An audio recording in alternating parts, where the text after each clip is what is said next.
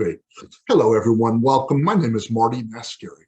I'm with the North Central Texas Area Agency on Aging and the North Central Texas Aging and Disability Resource Center, or ADRC. We are here once again with our partners at the James L. West Center. That is 30, did you say 30 years old? 30 Today. years old. I'm sorry? Today. Today is 30 years old. Our anniversary. The James L. West Center. Don't they look so young? They look very young. See? So we're here today to talk about managing physical and emotional expressions in dementia. And I must say that the James L. West Center, I believe, has had not only a huge impact in the care of people with dementia in our area for sure, in the greater Dallas-Fort Worth area. But as you can see, people watching us from all over the world, actually, the impact stretches far and wide. And we sure appreciate our partnership with you all and the impressive job you guys do all the time. Before we get started, I'm going to let Jamie talk about CEUs, if you would. Absolutely. Thank you, Marty.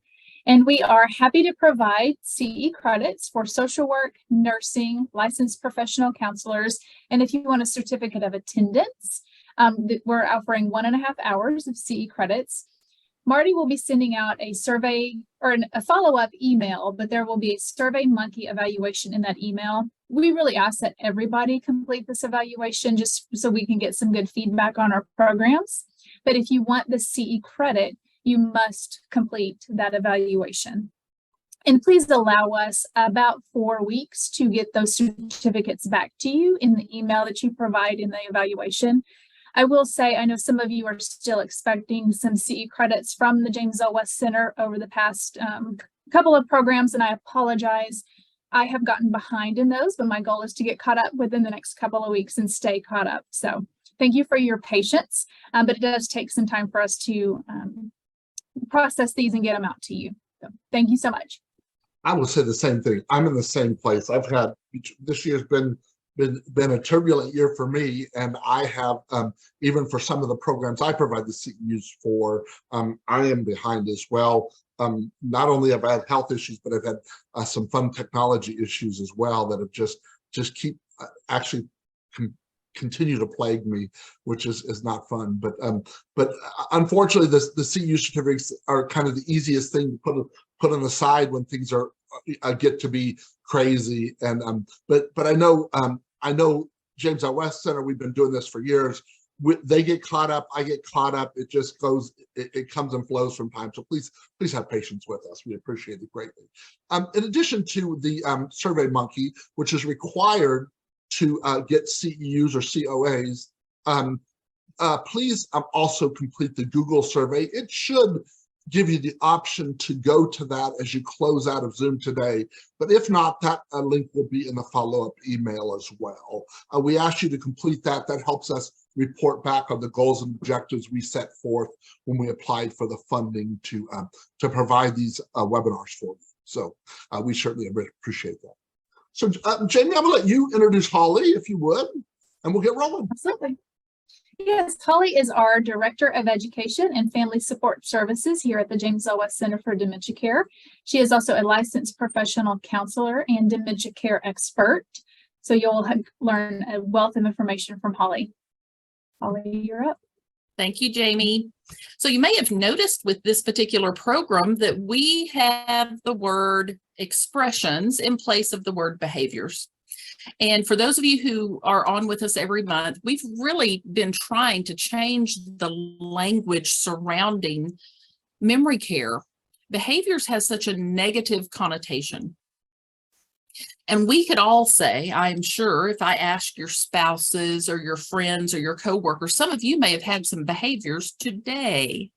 I just about had a behavior driving here just a little bit ago. People with dementia are doing the best they can with what remains. So we like calling them expressions.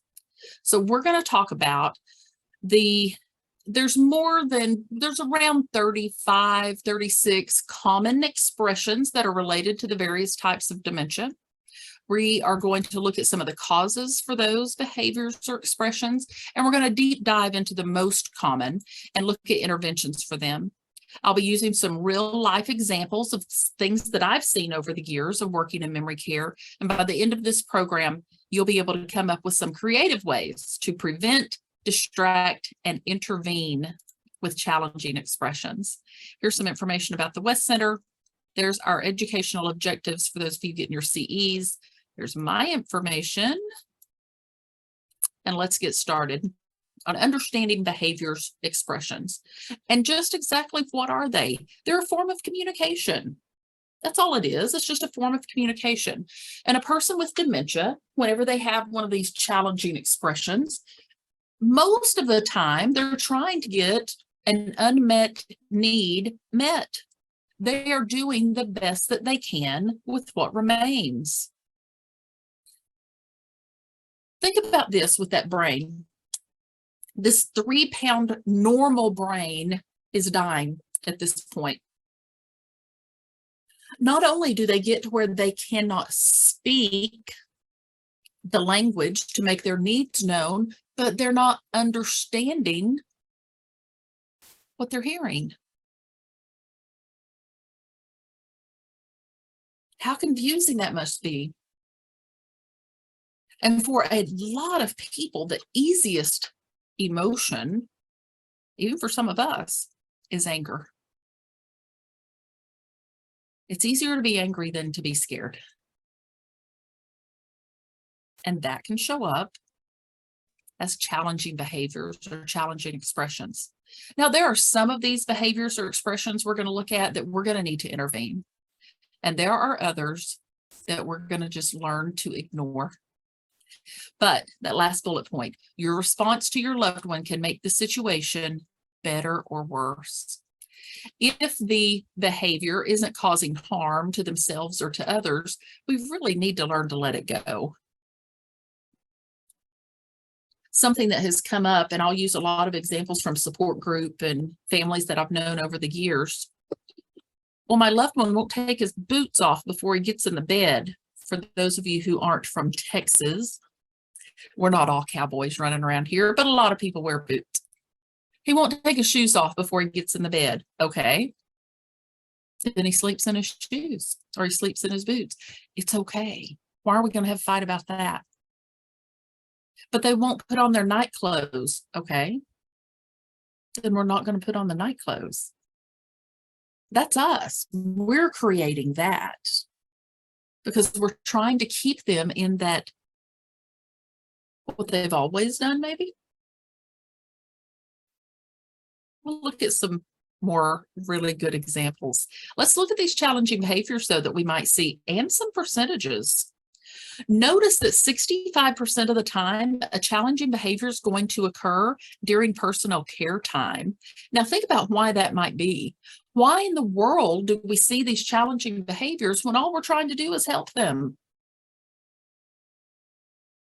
Think about the reason behind the agitation, the verbal aggression, the physical aggression.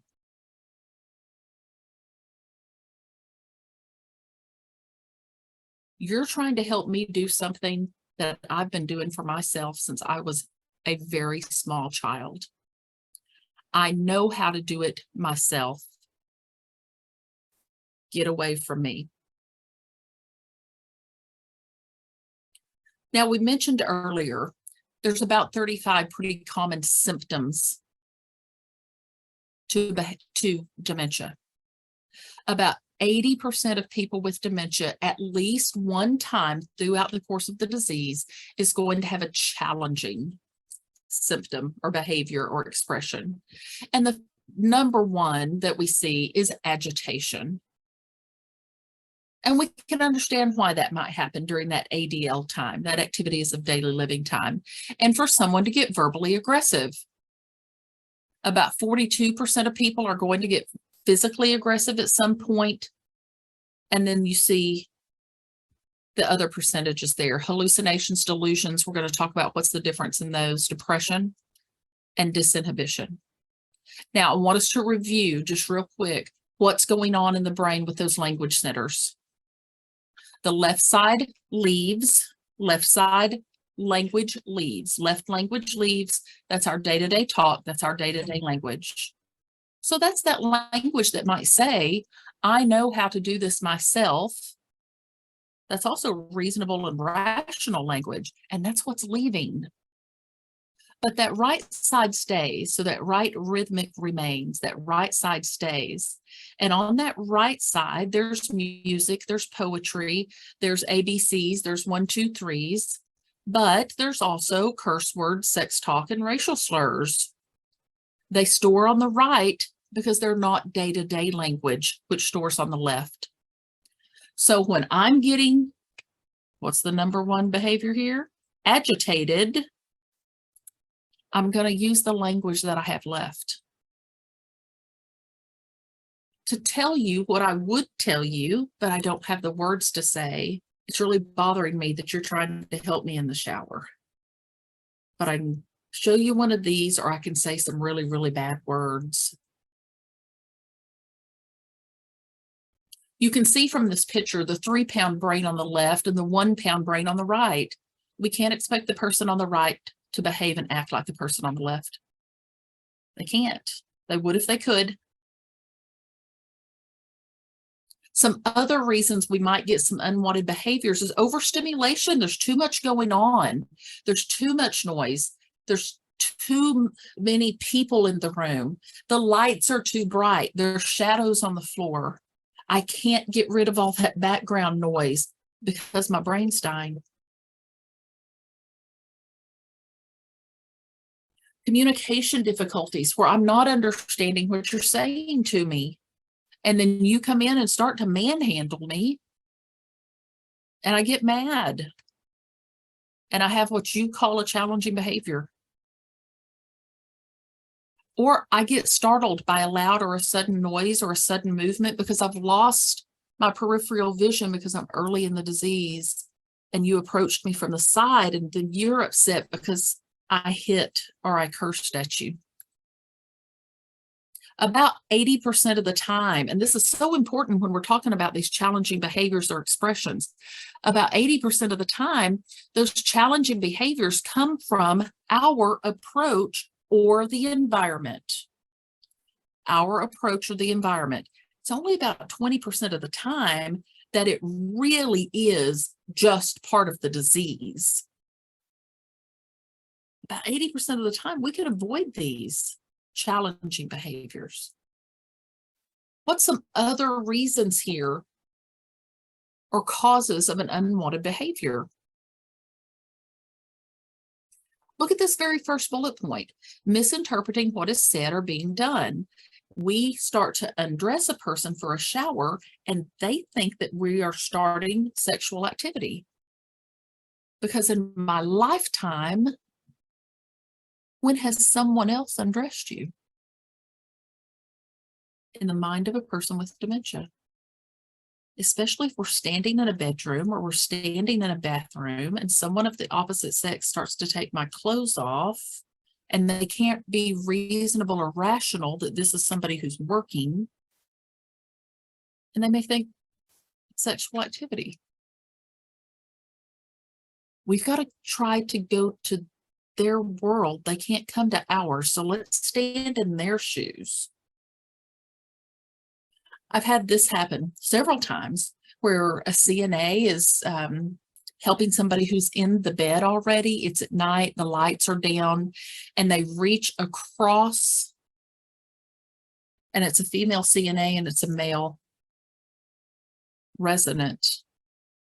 And they reach across the person and their chest is up near their face. And we're in bed and it's nighttime.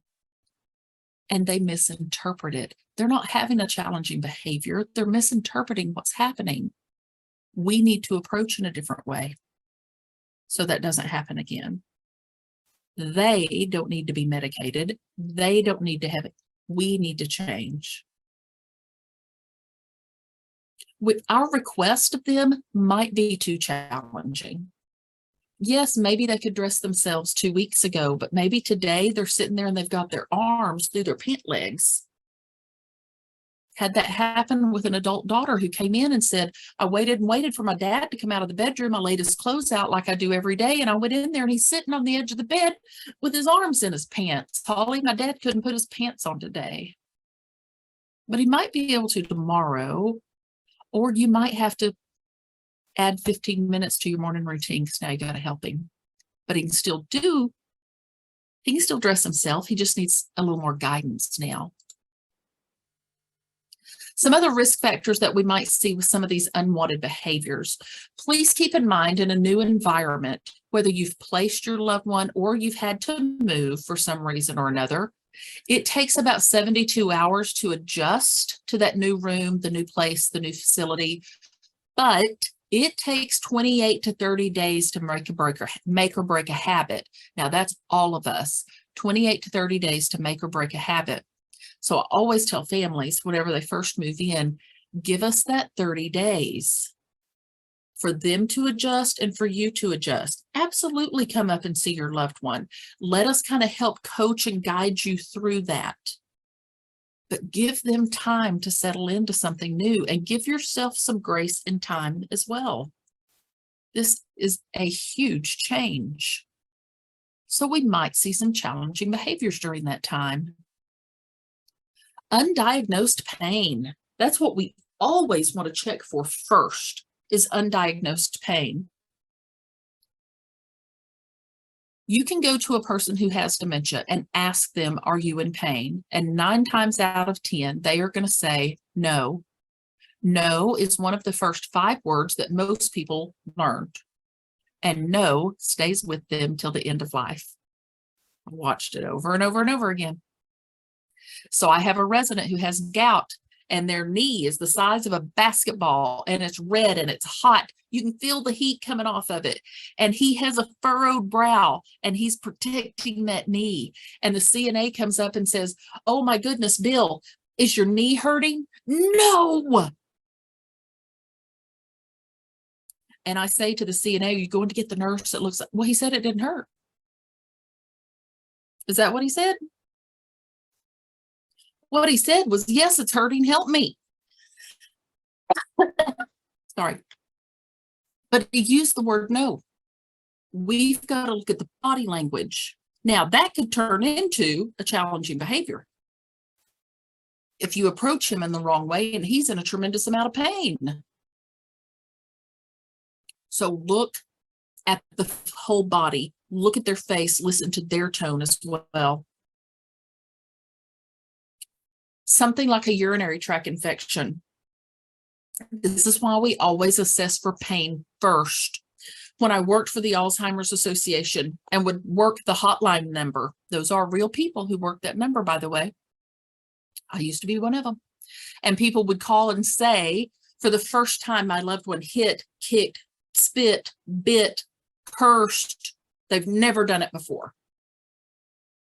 We'd always say, they need to be checked for UTI, a urinary tract infection. And again, you might ask them, does it burn when you go to the bathroom? Are you having any pain? No. But they've got a furrowed brow or they're holding themselves. There's that negative approach from the caregiver, and then sundowning also.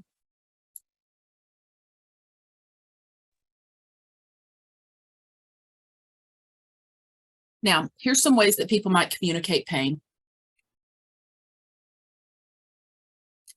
They will usually tell us that they're not feeling well by their behaviors first. We will be able to tell as the caregivers by their behaviors first. They may not even have the words. So look for things like sudden changes. That may very well be pain, especially pain in the mouth, on the feet. I had somebody who was having a really, really bad day one time. And as I did a once over on him, his shoes were on the wrong feet and he had big old blisters on the back of his heels. That could have been prevented if we'd have just kind of done that one of look head to toe, every time you see somebody with dementia. Here's some other signs here, though, that could be an indication that there's pain. We're going to break it down into stages. We've got a lot of information to cover. So some of these I'm going to go through faster than others. Marty has already put the slides in the chat, and then of course you'll be sent these again as well as the recording. So some of the challenges that we can see early in the disease. There can be this lack of the ability to perceive the realities of their own condition, where they truly do not think that there is anything wrong with them. It's an inability to accept that they have the condition that matches the symptoms. And sometimes, for some reasons, families are just determined that their loved one is going to accept that they have dementia. Now, what is the point of telling them day after day after day after day that they have dementia? You want to talk about trigger some challenging behaviors, keep telling somebody over and over again that they have dementia. That is not normalization. The earliest stages of the disease, we need to focus on normalization, independence, and dignity. We start learning to work around it. They can't. Now, please hear this. They can't remember that they can't remember that they can't remember. So don't use the word remember. Remember, I told you yesterday that, no, I don't remember that at all.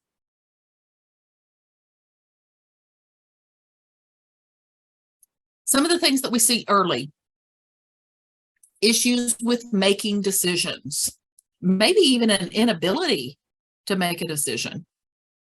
They may be complaining about their memory and asking, well, why can't I remember? Or why?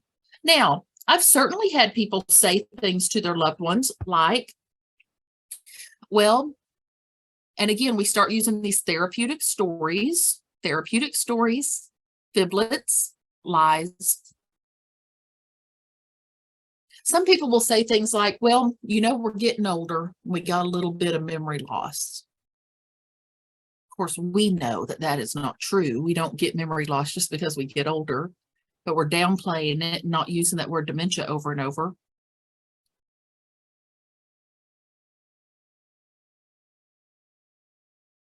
We're going to go to the doctor. We're going to find out. That's why we're taking these vitamins. Whatever works with our loved one. We may have a lot of repetition in the early stages because they're trying very hard to remember something. And they may have this lack of initiative or apathy. This can be really hard for spouses, especially when it just seems like they don't care. That really gives us an idea of what part of the brain is being affected.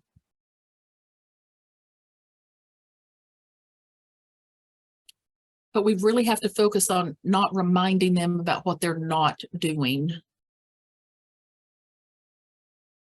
Early in the disease, we have to learn as caregivers to start focusing on what they can still do.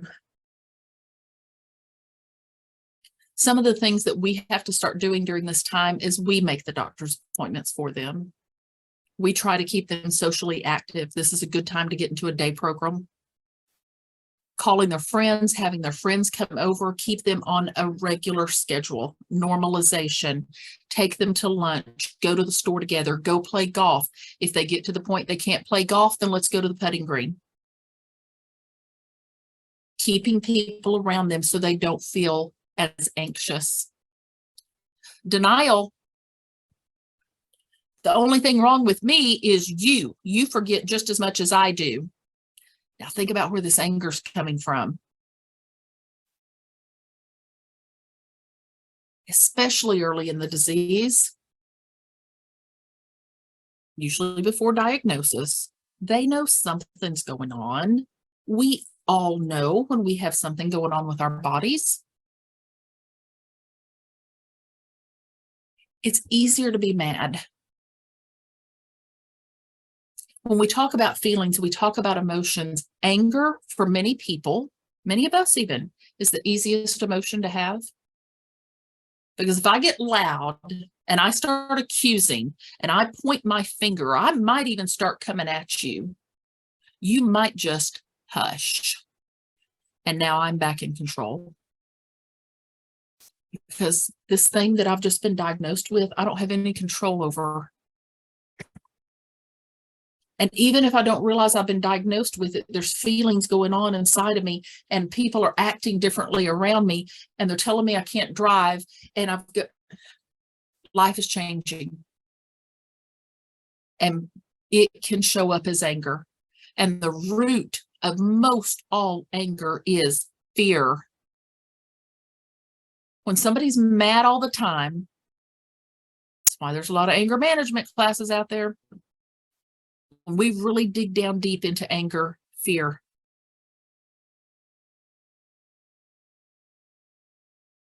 And what in the world are they afraid of? This next one, they're losing their independence and they're losing themselves. And they, because their amygdala is intact, have the ability to look in our face, listen to our tone, our gestures, our body language, and they see it on our face. The disappointment, the surprise, the shock when we walk in and Dad's sitting on the bed with his pants on his arms.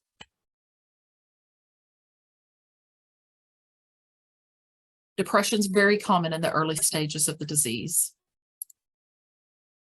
Some things that we can do to manage these early stage symptoms. The first thing we want to do with all behaviors and expressions is to try to prevent them. And some of the things that we can do early: maintain structure, keep that routine, simplify the environment. We talk about KISS, keep it super simple and sane. Keep it simple and sane. Have written reminders, because early in the disease, they very likely can still read and comprehend. Now, there's going to come a time that they will be able to read but not comprehend. I know that sounds like it should be the opposite, but it's not. They'll be able to read but not comprehend later in the disease. But early in the disease, they can probably still read and comprehend, and give that positive reinforcement throughout the day. Ways that we can respond: don't test their memory. We don't ever want to go up to somebody with dementia and ask, who am I? Who is that? Could you this? Don't test their memory. That's a good way to have a challenging behavior or expression. Treat depression if we see depression. Let's look at some moderate stage challenges. Now, the moderate stage of the disease, we like to call the supportive stage. This is where we have got to come alongside them in just about everything, but we want to make sure we're maintaining that dignity and their independence as much as possible. So some new behaviors we might see, and again, this isn't for everybody. You may see some of these in the early stages, or you may never see them at all, but this is just kind of typical.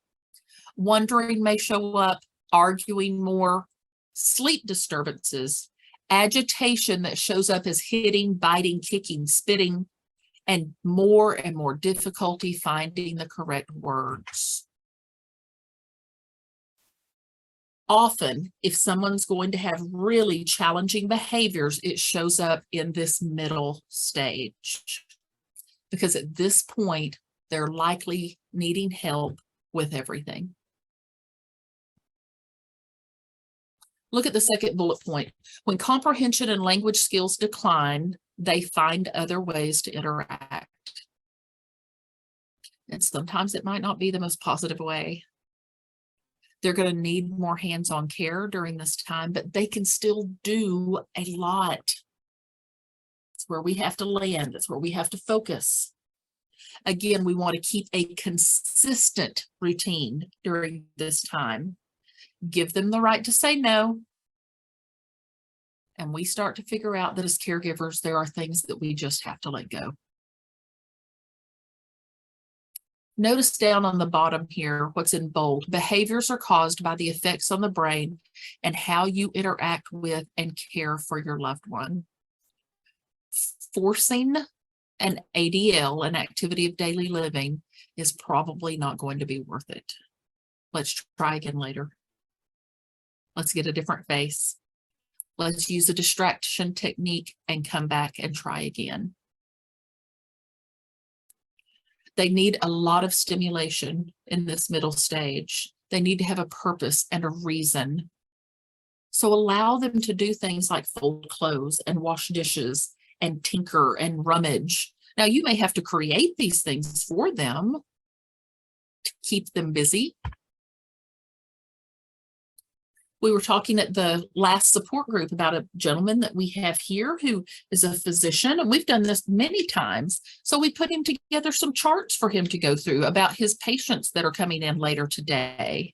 And they're real charts. They just have the names marked out because we're going to his world. We told the story of a city planner who lived here, and he needed to be working. So we found the blueprints of this building that's 30 years old, got copies of it, and let him sit and study and work on those blueprints because we met him right where he was in the disease. He needed a purpose. He needed a reason. Hours he'd sit and study and work on those blueprints. They're not being difficult on purpose. They cannot control what they're doing. If they could, they would. How do we manage these moderate stage challenges? Again, we start with prevention. And so what we can do is to start to break tasks into very small steps. We're going to do things one at a time because they can still do so much in the middle stages. And at this point, we're providing verbal reminders because likely, even if they can still read, they're not going to be able to comprehend what they're reading. We can respond by being reassuring because we've got to keep in mind that they forget that we just reassured them. So we have to continuously reassure. Again, we continue to let go of little things, and then we are going to start to tap into some home and community-based services during this time.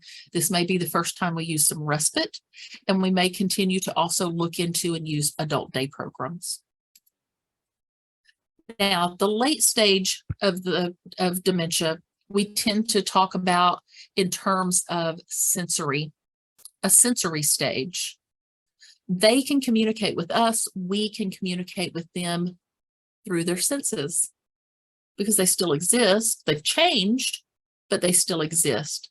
So some things that we may see show up during the late stage, and again, they may show up during the earlier middle, but in some people, they show up in the late stage, are changes in eating and sleeping habits. They may eat less and sleep more as the disease progresses. Their body doesn't need the fuel, and their body needs to rest. These are common questions we get from caregivers. Or they may be eating plenty, but they're still losing weight because the part of the brain that tells the body to metabolize that food just isn't working anymore. In the late stages of the disease, they may be down to 10 or fewer words and have a really hard time following instructions, and then they become agitated. But they might talk constantly, but their talk may be a lot of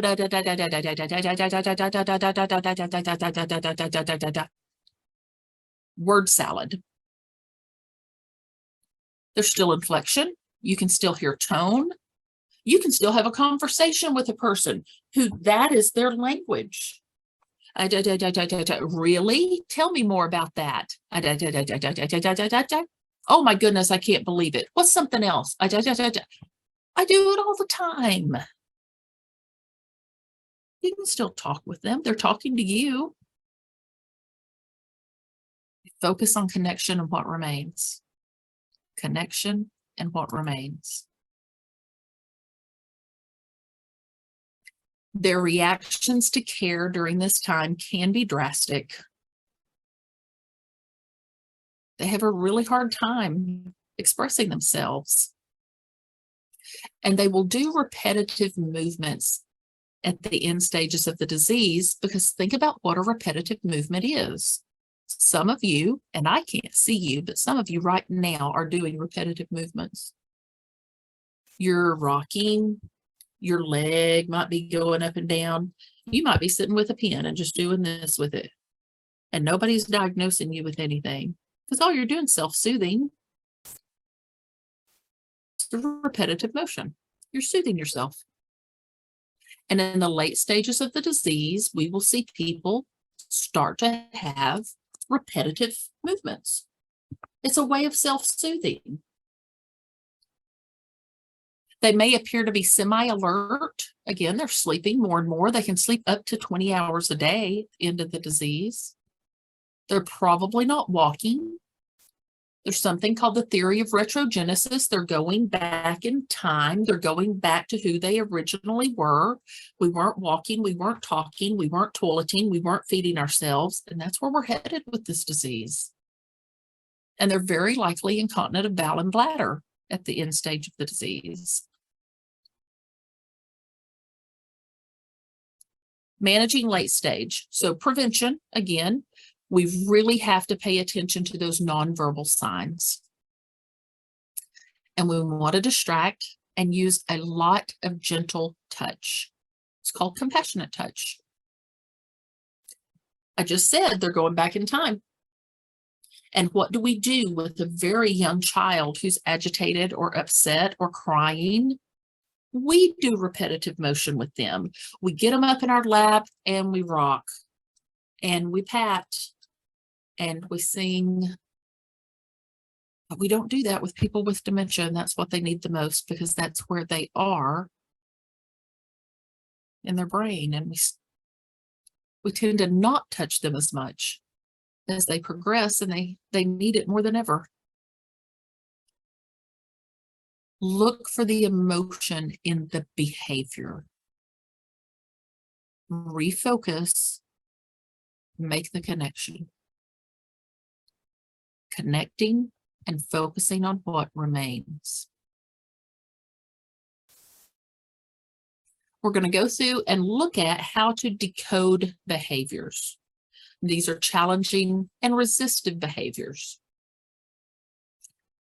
So let's talk about what that A stands for. That's the antecedent, and that's the events that happen before the upsetting behavior. And then, of course, B is the behavior. So that's the upsetting action, expression, or behavior. And then what was the consequence? And that's the events that happened as a result of the behavior. So how do we go about decoding this? Everyone has different likes and dislikes. Everyone does. We all have different experiences, habits. We have different past memories, pet peeves that contribute to how we react to certain situations. So we need to look at the current situation from the viewpoint of the person with dementia and see what could have triggered the behavior. What was their personality like before their diagnosis? If they were naturally somebody who already was a worrywart, then their anxiety levels might be more exacerbated with dementia. We have to remember what that patient is facing or going through in their dementia. They are going through memory loss. They're going through disorientation of time and space. They have the inability to understand what's being said and done around them. They have an inability to state their own needs. So think about this. My entire life, I've never been a morning person, ever. And if later in my life I develop dementia and somebody tells me I have to get up at 7 and go to breakfast, or I have to get up at 6 and get in the shower, I promise you somebody's getting one of these, and probably some really bad words, because I have those left, because I'm a nighttime bath person who likes to sleep late and have been my entire life. We've got to know their past, and we've got to know what might trigger. And we don't put them on the schedule that's easiest for us. We go to the schedule that's easiest for them.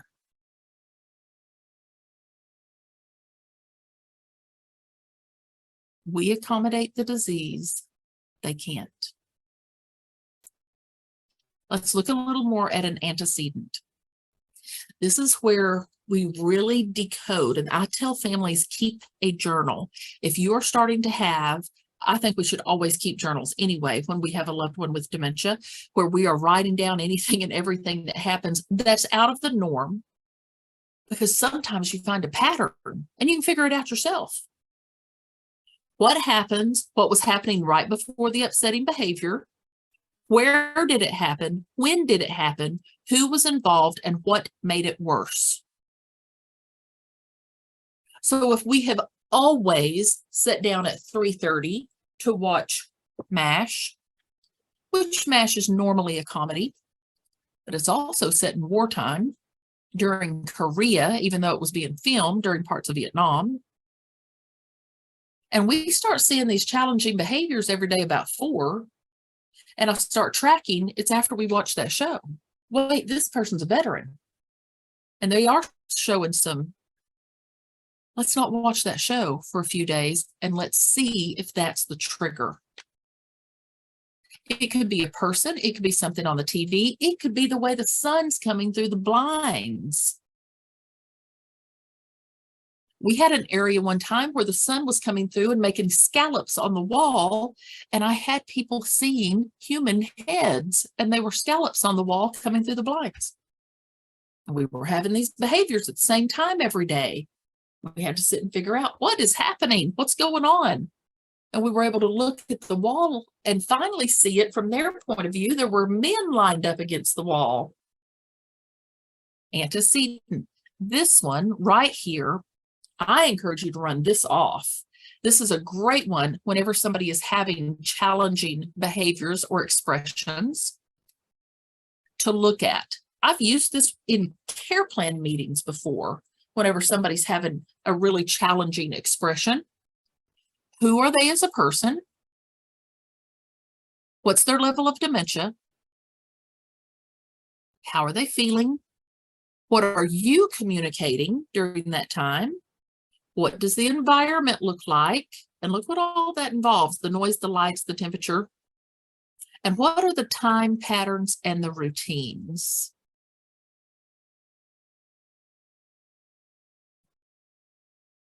Let's do an example.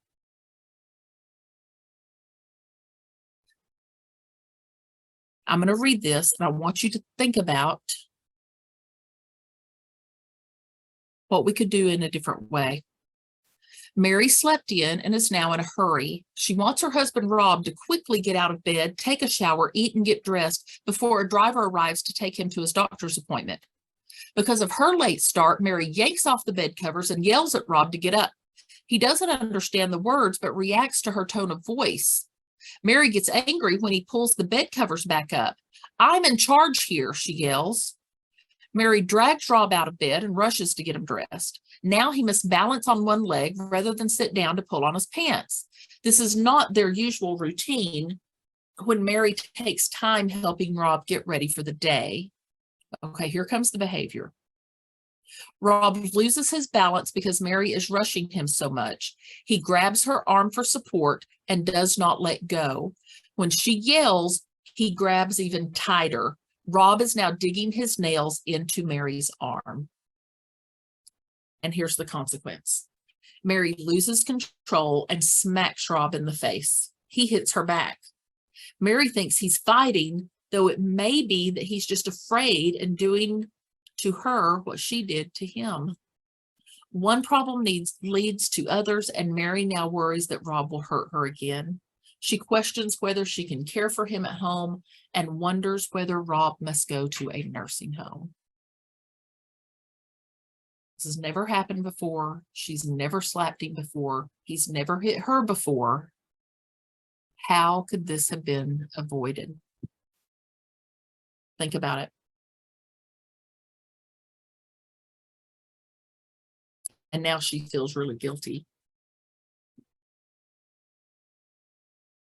She learns that he can't be rushed. A person with dementia cannot be rushed, and that her actions made this situation turn into what happened.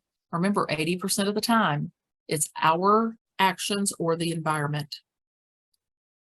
Mary decides that if she's ever late again, she'll just call the doctor's office and reschedule or see if they can come in later. That's a better idea than expecting Rob to be able to accommodate her because she's running late. Mary's going to make a list of what happened just before Rob's upsetting behavior, and she'll look for causes of what went wrong and figure out ways to avoid them. She'll also think about her own actions and what did and did not work. And by using the ABC way to help Rob be more cooperative in the future, it's a way to help her understand what happened and to figure out ways to better manage in the future. It snowballed, and it can happen to us whether our loved one's at home or whether we're a professional. It can snowball the exact same way. Now we are going to go through some specific behaviors, challenges, expressions, and again, just because of time constraints, we're going to hit on each of these, but you are getting these slides. So we're going to go over the most common things that we see, talk about why they might happen, what they might look at like, and things that we can do to avoid them. So let's just look at agitation to start with. And agitation can show up in so many different ways. It could just be someone being irritable. They could be stubborn. Maybe they're acting like they're nervous or they're moody. They may be aggressive or cursing. We want to look at, okay, why? What's causing them to be agitated? Is because they're not understanding what's happening, and many times that's what it is. They don't understand what's going on around them. We do not want to exacerbate this and make it a bigger deal than it already is, and we don't want to do anything to embarrass them. This is where we have to use that deep breath. This in support group, over and over and over again, over the years, I've had family caregivers say that breath makes such a difference. And we have started teaching that sometimes the difference between a reaction and a response is a single breath.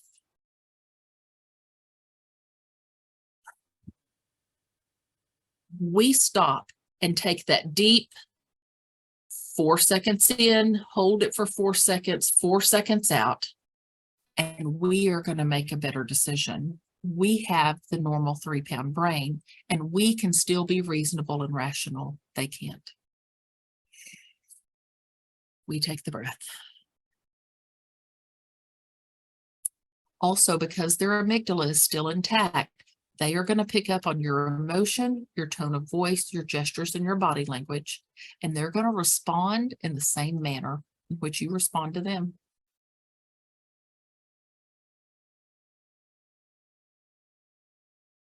A little bit more about agitation. Even positive events can be overwhelming and cause agitation. This happens a lot during the holidays. But we've always had all the family over. We've always had a great big lunch or dinner together. Right. But we haven't always been at this point in the disease. We've got to keep their routine normal. So if they're used to eating at 11 every day, then we need to have lunch at 11. And we still need to have their place so they can come and rest in the afternoon. We can't ask them to come to our Thanksgiving world just because it's Thanksgiving. Even a positive event can be overwhelming. Got to keep that in mind.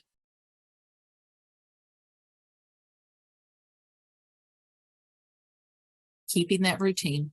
That's the most important thing with agitation. Is keeping the routine.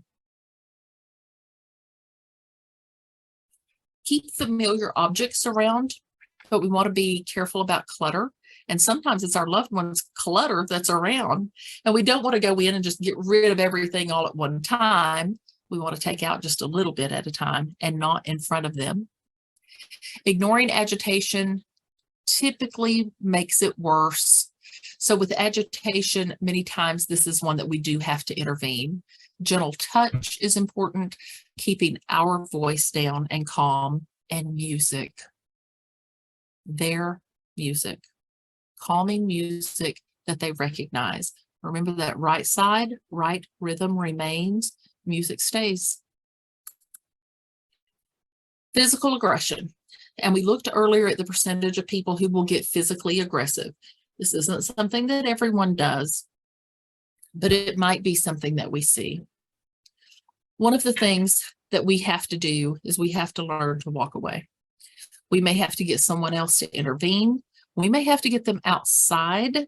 We may have to get them into a safe environment. Have a room for them that if they go into that room and they rummage and they knock things down or they tear things up, that it's okay. Call a friend to help, call a neighbor. This is where we have to learn to ask for help. And if we have to call 911, which does end up happening with families, make sure that you stress on the phone call that you need a mental health officer and that your loved one has dementia. In the bigger cities, there are now trained mental health officers. You've got to stress that that's what you need, though, and also make sure that they understand that your loved one does have dementia. Let's talk about sleep disturbances. Circadian rhythm tends to get off in almost everybody at one time or another throughout the course of the disease. Now, really the only time that we're going to get concerned is if they switch their days and nights. So if they are starting to be up at night, but they're sleeping during the day, we're going to get concerned. If they are sleeping at night and then they start to sleep during the day, that may just be progression of the disease, or they might be bored. They may be needing something to do. And again, lots of times getting into something like a day program helps with that. Sleep disturbances, days and nights getting confused. They may be having some vivid dreams. So some things that we can do, again, goes back to routine. Have their daytime filled with stimulating activities. That is one of the great things about using a day program. In day programs, that day is filled with things to do. It's almost like being at work. We're busy, busy, busy, busy, busy. We may have some downtime. We may have some rest time. Even if I doze off, though, I'm not getting into a deep sleep like I might do sitting at home in front of the TV all day. So I may still get a little doze in there, but I'm not getting to that deep sleep. So I'm busy all day long. I come home, I have dinner, I watch Wheel of Fortune, I'm ready for bed. And I'm ready to get back up and do it again the next day. So having a day that's filled with stimulating activities. And what's interesting is that sometimes we can be at home and try to fill their day with activities, and they don't seem to be interested in anything. We take them to a day program, they're doing everything. Peers, there's other people around. Limit caffeine in the afternoon. If they like coffee, switch it to decaf. If they like sodas, switch them to decaf. If they like tea, switch it to decaf. Sticking to that regular schedule. If you have to, you can ask your doctor about using melatonin. Melatonin starts in a 1 milligram, and that's one of the things that some folks do use. But again, talk to your doctor about that. If your loved one wants to sleep in a chair or in clothes worn during the day, there's no harm in that. It isn't worth getting them upset, riled up, and dumping a lot of adrenaline, and you dumping a lot of adrenaline, and then trying to lay down and go to sleep. Sundowning, sundown syndrome. People with dementia commonly become more confused and restless in the late afternoon or the early evening. Now, think about what could be causing this. Again, that circadian rhythm or the body clock being off. Because where's that controlled? In the brain. Everything is controlled in the brain, and we saw what's happening to the brain. It's going from that 3-pound down to that 1-pound brain. They're more tired at the end of the day. They can't cope with the stress. Maybe the lighting has changed. There's shadows on the floor. There's shadows on the wall. They may have been too stimulated during the day. We've got to be careful about that. Or they may have some fatigue and stress. They also may be thinking that they have to meet former obligations. So if, let's say our loved one is placed, they're in a nursing home or an assisted living, and they see other people start to leave at a certain time, well, then it must mean it's time for me to leave. Or if I see someone walking with a purse or with some keys or with a briefcase, and that's what I used to do, and I'm going back in time, why am I still here when other people are leaving? I've got to go pick the kids up from school. Tell me about your kids. You know, somebody just called and the neighbors are picking them up today. They've got ball after school today. Validating the feeling, fixing it, and now I'm going to distract them to something else. Things that we can do again, staying active during the day, have those early evening activities that are familiar, but that are coming down. Maybe we do watch Wheel of Fortune and then we fold some clothes and we just do something that we're kind of bringing it down for the evening. Reducing noise and bright lights. A lot of people will put lavender in a diffuser later in the day as well. That helps. Inappropriate sexual behaviors. You may see somebody start to flirt. They may appear to have an increased interest in sex or the opposite sex, and they may touch, make faces at, use sex talk with someone who is not their spouse. This is really, really hard, especially for the spouse. They may disrobe, try to express affection. Now think about why this might happen. We mentioned earlier about somebody, we're getting them ready for a bath and they might have an inappropriate sexual behavior because that's how they're perceiving. That's what they think is happening. But we also, as a spouse, may have stopped touching them in any type of a compassionate way. For some people that have dementia, we mentioned this earlier when I was talking about the last stage, the only touch they may get may be during care time. They may just be trying to get an emotional need met.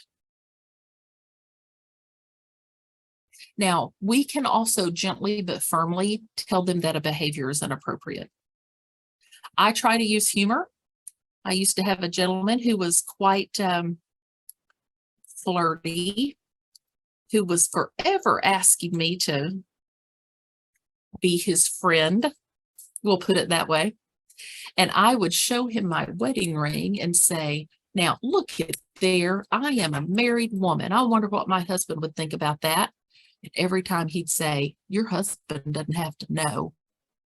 And I say, oh my goodness, come on, get over here. We got to go get us. And I'd distract him away. But I was laughing and smiling. I wasn't shaming him. I wasn't getting on to him. I was kind of picking back at him. And then let's go get some cake. There's ice cream in here. I bet I can find some coffee. Let's get in here and we're going to distract away. Now, for men, sometimes a man may have to go on a series of female hormones for a while. And that can really, really help if a man is becoming hypersexual. That will take away that drive. However, for females, that doesn't work. Because if we put a female on female hormones, she gets worse. And if we put them on male hormones, she could get a little bit mean. So with females, we really do have to work on behavior interventions.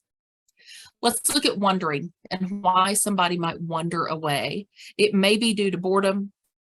It may be a side effect of medication. It might be because this area, I'm overstimulated. There's too many lights. There's too much noise. I'm confused about the time. It's time to go home.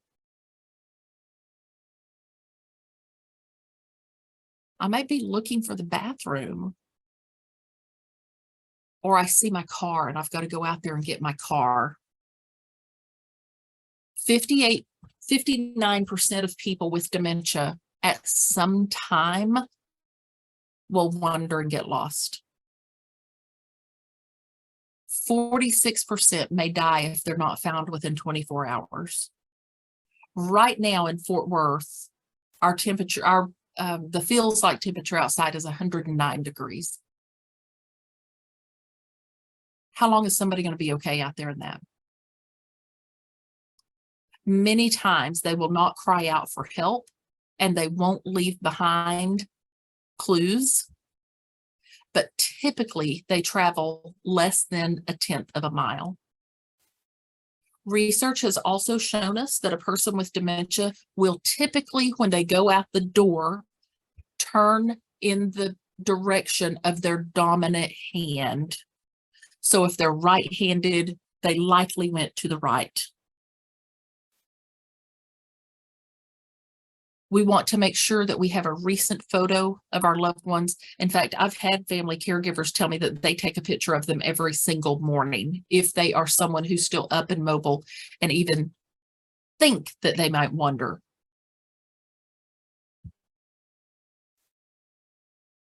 Some things we can do to reduce wandering is providing them an opportunity to get some exercise. Having those safe places for them to roam. Label bathrooms, put stop signs on the door, put bathroom signs on the bathroom door.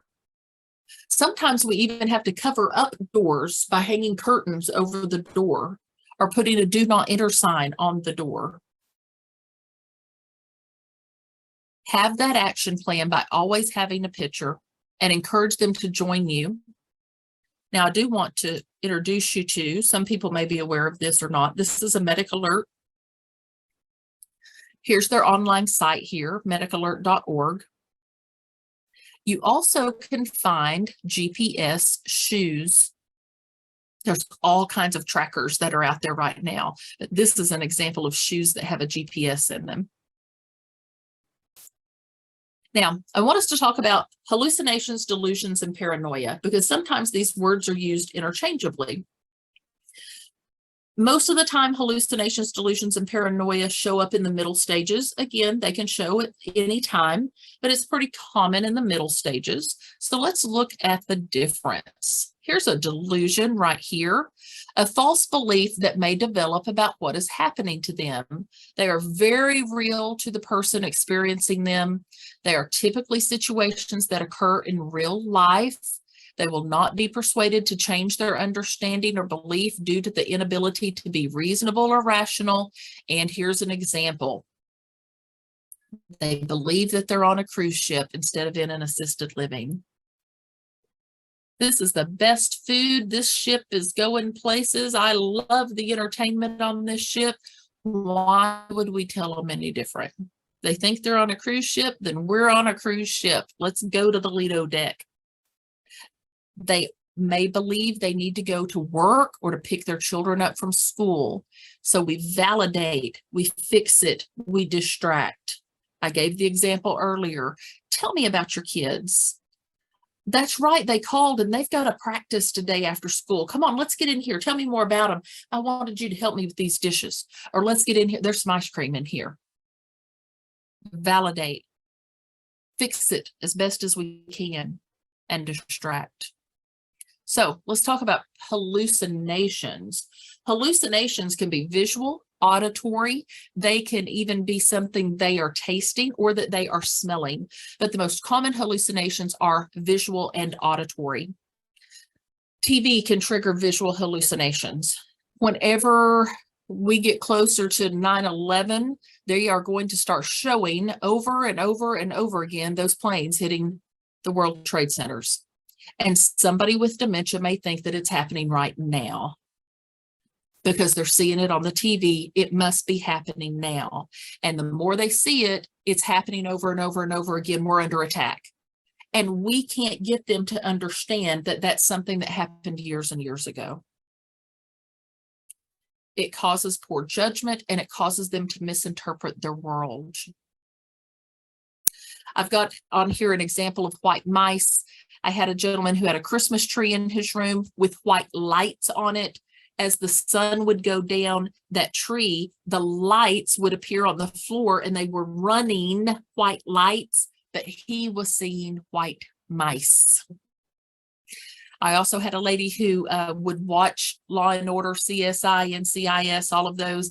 And then every morning she'd tell me about the people who came in her room and shot holes all in her room. It's from the TV. It was very real to her. Paranoia. We hear a lot about paranoia. This is really common that somebody's out to get their money. They're lying to them. They're tricking them. Everybody's ganging up on me.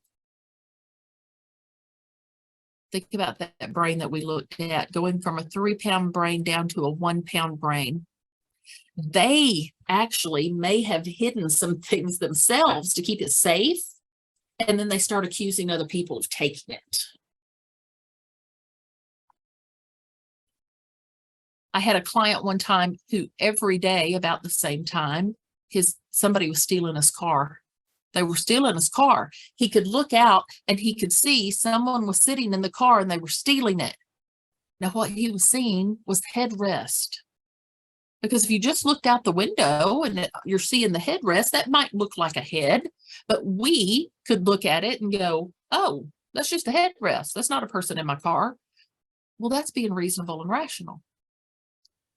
The first thing that the wife did was we closed the blinds, and that worked for a good while. And then he started opening the blinds.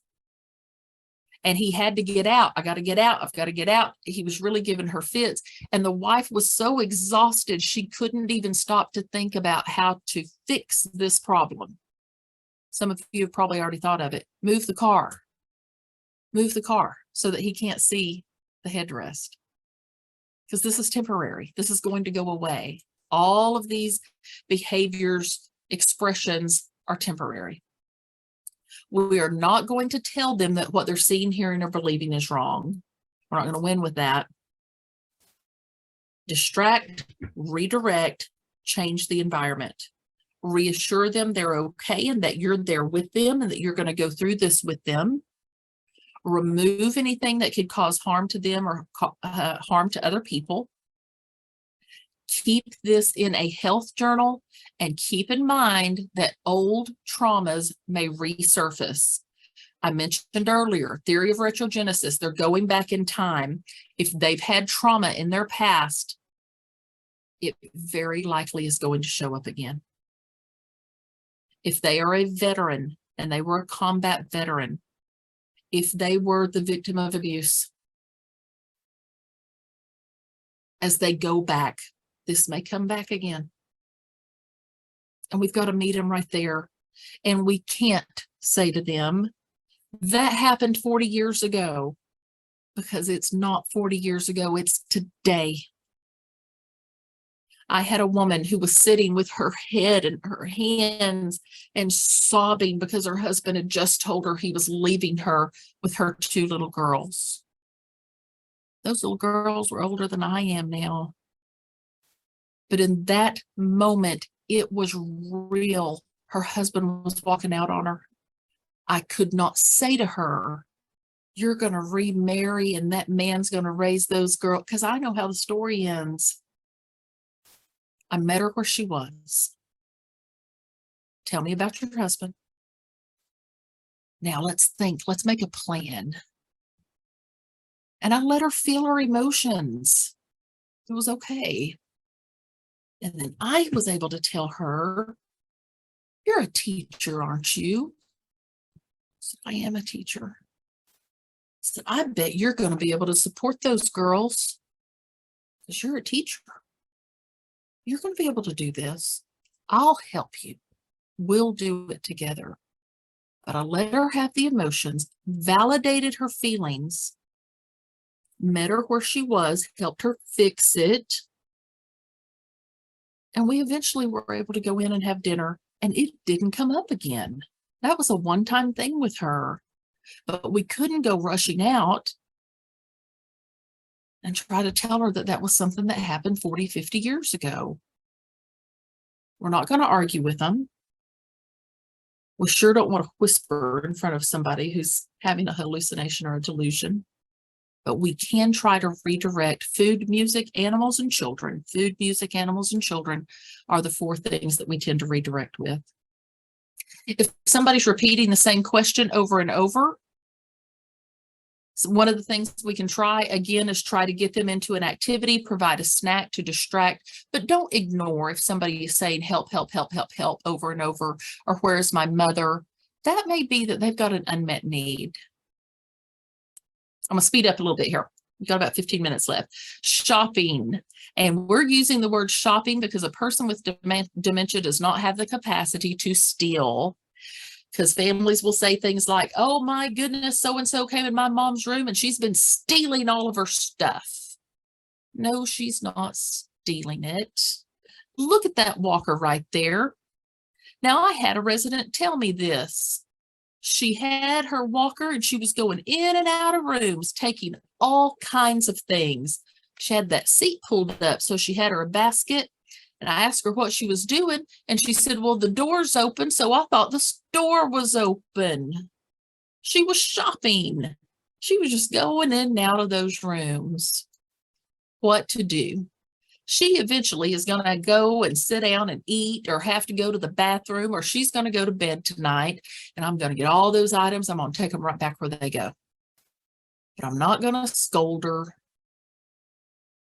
I may try to get her busy doing something else because I need some help with something. Could you come over here and help me with something? She's not stealing, she's shopping. Hoarding. Now, some people with dementia will collect or save. And look at what I've got pictures of there. Kleenex and Sweet and Low. Those are things that we love to collect, especially rolled up in the sleeve, put down in our bra or our shirt, or stuffed in our pockets. You might be able to get them to trade with you, but if it's not a big deal, it's not a big deal. We just need to check all their clothing and their pockets before we put stuff in the wash. Now, if they're doing something like they pick up something that maybe might be dangerous, like a knife or something, we're not going to panic, but we're going to try to get them to trade with us. Here, I've got this one. Would you trade with me? Could I use that one? I'm making it about me. Same thing with trying to eat an inedible object. And you notice I've got an apple candle here because I had this happen. I had somebody, there was an apple candle. It looked like an apple. It smelled like an apple. He picked it up. He took a big old bite out of it. Now, his wife knew what to do. She ran and got a real apple and they traded. So we want to try to do a trade if they're trying to eat something. Toileting. People with mild dementia may still have a hard time finding the toilet, or they may not ask. And so it is not uncommon for males and females to go to the bathroom in a trash can. Now, they may also go in something like a dog bowl or a plant. They may urinate wherever they are, on the carpet, in the trash can, behind the door. Toileting in the late stages. This is whenever we are likely incontinent and we are wearing briefs. Adults do not wear diapers. Children wear diapers. And the briefs nowadays, I mean, look at these on the bottom. Those are briefs and they come in all different colors. I've always called them fancy panties. So they look a lot more like regular underwear. But keep in mind that being soiled or being wet can cause a person to have some aggravation. We've already talked about putting bathroom signs on the door. We learned those signs when we are little bitty. But other things that we can do, look at this bathroom that's in this picture where there's a red toilet seat, there's red grab bars so they can see it. Because a white toilet in a white room, they probably can't even see that. Getting somebody on a toileting schedule where they're going every couple of hours is also very helpful. Disinhibition is whenever somebody starts to take their clothes off in public. Rarely does this have anything to do with sex. Typically, what this has to do with is that they are uncomfortable, but they don't have the words to say that they are uncomfortable.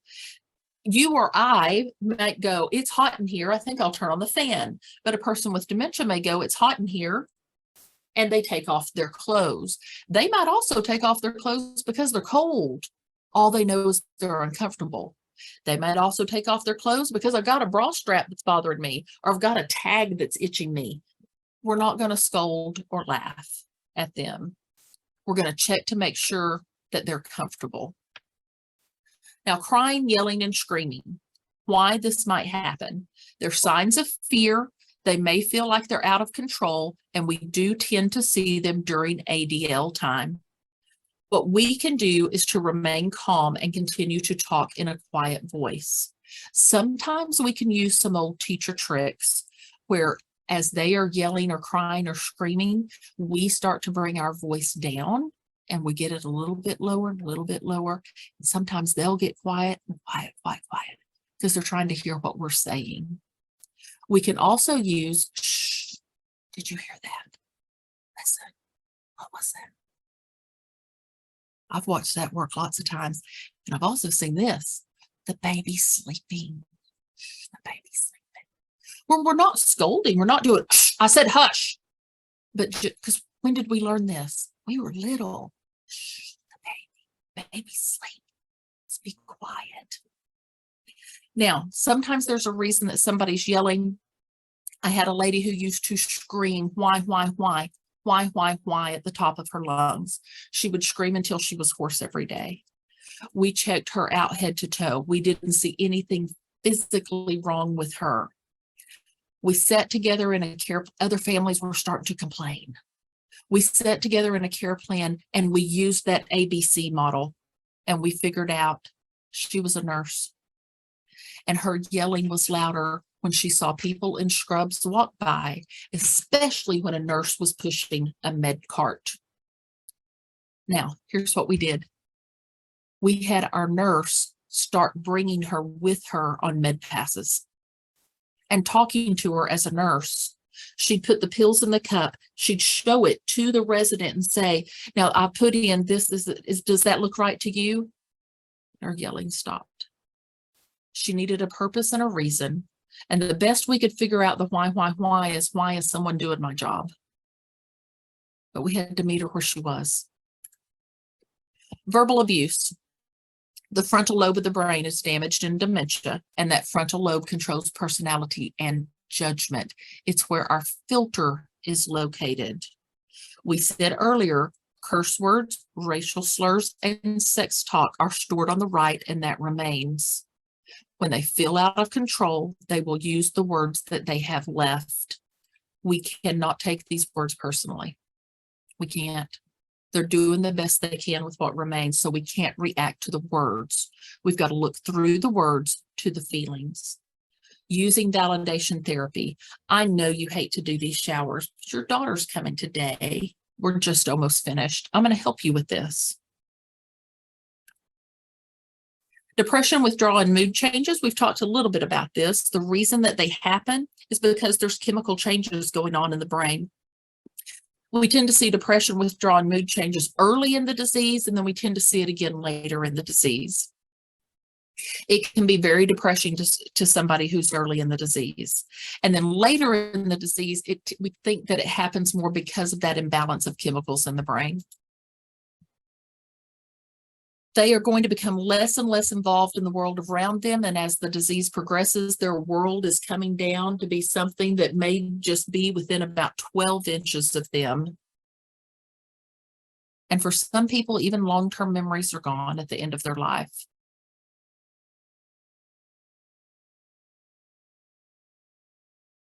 Again, not taking behaviors personally, identifying, addressing feelings and emotion, and then we, as the caregivers, professional and family caregivers, being able to let go of some of this stuff. We want to create an environment that is safe, calm, and predictable by decluttering. We talked about that. Make the environment safe and make sure that that environment is constant, that it doesn't change a lot. Choosing activities so that we can keep them busy. Focus on the enjoyment, not the achievement. We don't have to be playing this game exactly like it says we're supposed to play it. We're making a connection. I used to sit with day program residents and play cards all the time. We weren't playing any card game you ever heard of. Sometimes we were just putting reds on reds and numbers in order, and sometimes we just shuffled them, but we were making connections. Encourage involvement. Do favorite activities or try things they've never tried before. You'll be surprised at what somebody with dementia might enjoy now that they may have never enjoyed before. Considering the time of day as well, adjust the activities to the disease stages, and then choose positive activities that you can do together.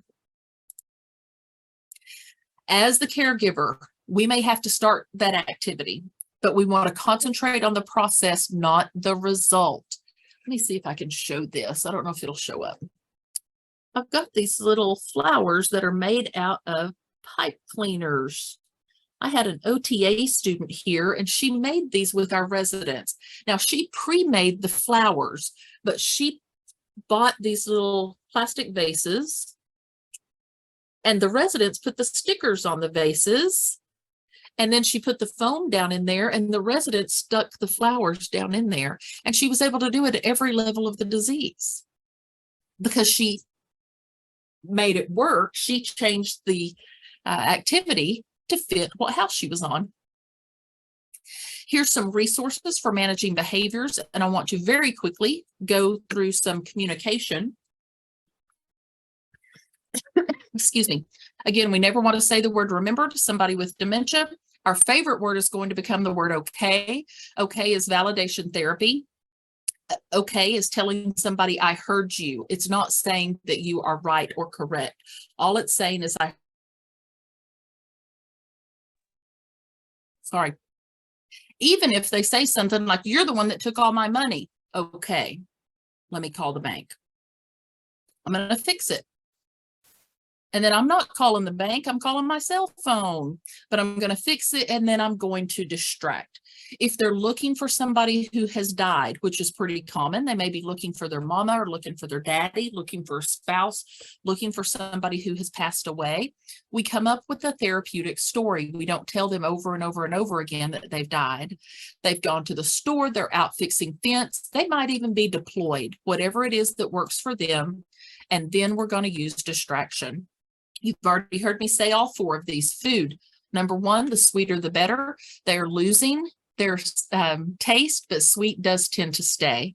Music, their music, not our music. Their playlist, usually our playlist is our music from the age of 10 to 25. Animals and children. You can go on YouTube and put in baby animals falling down. You can also go on YouTube and put in children laughing and find some of the best, funniest videos. Now, they're probably not going to be able to see it on a cell phone, but you can use an iPad. A few things to help you prevent injury. If you see somebody who's having rapid eye movement, clenched fist, a real deep frown, or a furrowed brow, we need to be aware that they may be about to lose control and become combative. So other things that we can look for, trying to pull on the door, grabbing others, but what we can do is to not argue, continue to give reassurances, offer those food and drinks, get them to come and help you with something. And I never tell someone, stop breaking that door down. In fact, I'll help you break the door down. And here I've got some tools, but I've also got some ice cream, and we're going to get this ice cream, and then we're going to get the tools. Person with dementia can have one thought at a time. Some things that we can do is make sure that we don't wear jewelry that has sharp edges. We're not going to wear necklaces that hang or earrings that dangle or have open-toed shoes. Make sure you leave plenty of space between you and the person who's getting really upset. Redirection, again, they can only hold one thought at a time. If they can't be redirected, we're going to back off and approach them later. We're going to ask someone else to step in because sometimes it's just our face that's setting them off. Offer those bribes and then validate their feeling. Keep your hands by your side. Don't have an aggressive stance. And we only want one person doing the talking. The more people we bring into the room or the situation at the same time, the more defensive they're likely going to get. And the last couple of minutes, if somebody does bite and they are not letting go, one thing you can do is to pinch their nose and they will open their mouth. Don't break their nose, don't twist their nose, but if you just will pinch their nose, they'll open their mouth. If somebody grabs, they've got a hold or they're digging their fingernails in, you can pick up their thumb and they'll open their hand. Same thing with hair pulling. If somebody has a hold of your hair, you put your hand over their hand, you squeeze it, lightly squeeze it, and pick up their thumb. They will open their hand. If a person has a raised object, believe that it is probably getting ready to fly across the room. Get out of the way of that. And remember these things. It's not your loved one, it's the disease. We have to continuously be kinder than we feel. And we've got to use that compassionate communication and validation. This is hard work, taking care of somebody with dementia. We have to watch our body language, tone of voice, and stay calm and positive. Reassure them, don't argue, go to their world and keep a routine. We can't overreact. We've got to encourage and appreciate, come back later, get in a support group, and take care of yourself. This also is a summary of what we just talked about. We're right at time. That was a lot of information. This was 92 slides of information. I'm going to let Jamie hop back on, I believe, and talk about CEs really fast. And you're on mute, Jamie. There you go. As you receive your follow-up email from Marty, please click the Survey Monkey evaluation. We ask everybody to complete that and give us your honest feedback. But if you're requesting CE credits for social work, nursing, licensed professional counselor, or certificate of attendance, you must complete that survey. And again, please allow us at least 3 to 4 weeks to process those and get them back to you. Thanks. If anybody's joining us just by phone, please, if you're interested in CEUs, you can qualify.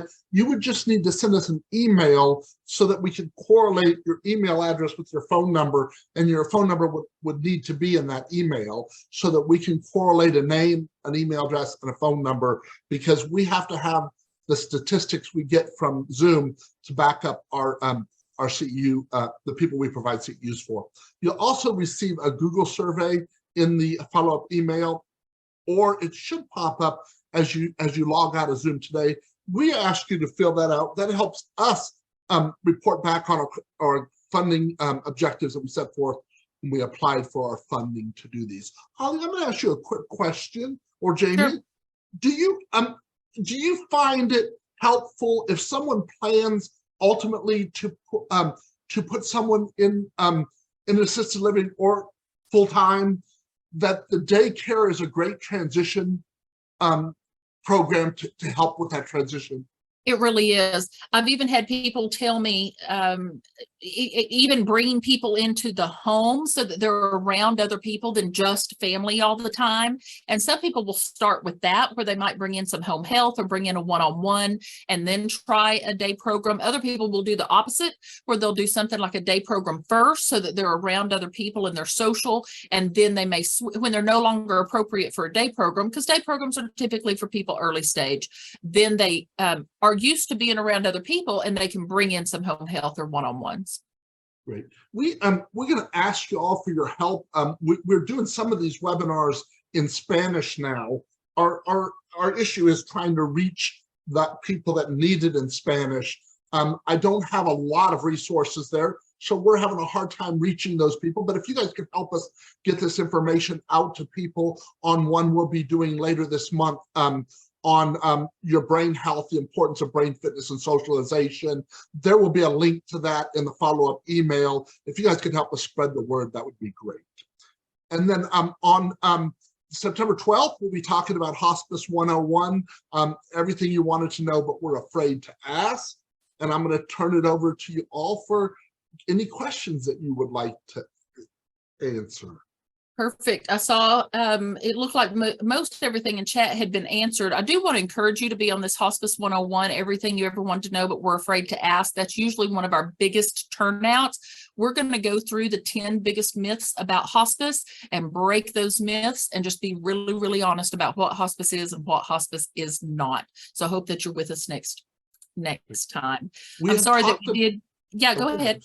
We've talked about the recording. There were several questions asked about recording. We record all of these in a second follow-up email. You'll get the link to the recording. We upload these recordings to YouTube, to our YouTube channel, and you can also access any of the previous webinars that we've done on the YouTube channel. There's a link to that below my address and phone number on the bottom of all the emails I send out. I'm sorry. Go ahead. All right. No, you're fine. You're fine. All Anything right. else, Joe? Jamie, was there something else? Yeah, I'll just say really quick, we are a community here located in Fort Worth. And if you are ever in town or want to make a visit, we are here. We're open 24/7, and we would love to give you a tour and just chat more with you. So. You know, the James L. West Center was funded privately from a local family who had a family member. And I don't know if it's an endowment. I know it's significantly funded by the James L. West family, but it is incredibly impressive.